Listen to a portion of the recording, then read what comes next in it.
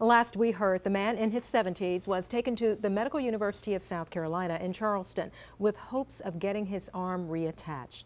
Around 3 o'clock yesterday, the man reached for his golf ball while golfing on Fripp Island and was pulled into a lagoon by a 10-foot gator. Fripp Island is just south of Hunting Island in between Hilton Head and Edisto Islands.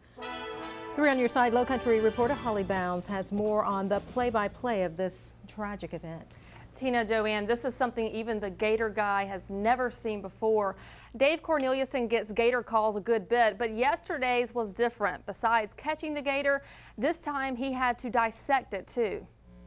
We use heavy-duty fishing poles. There's sort of a standard operating procedure when a professional gator catcher gets on the scene. And we cast and we hook them and we actually fight them like a fish and get them close enough to where we can get a pole with a snare around him and drag him up. But Thursday, besides getting this 10-foot gator, Dave Corneliuson had a brand new duty. And on the way out there, we were told that an arm had been taken off of a gentleman.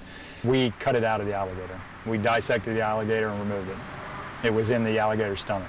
The Department of Natural Resources has staff dedicated to educating South Carolinians and tourists on how to act in the presence of an alligator. And Thursday's event was especially rare.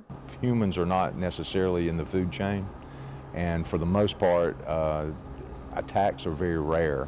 This is like the second one that I'm aware of in 25 years that I've been here. But with ones this big lurking in the low country, He was a full 10 feet when we measured him, probably about 400 pounds. it's crucial to know and play the ropes of gator safety. It's an animal, you just don't want to, you respect it, and the bigger ones are, the bigger they get, the bigger you want, the more distance you probably want to put in them.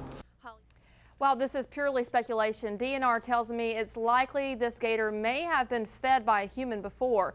When that happens, gators become more comfortable with humans instead of fearful of them.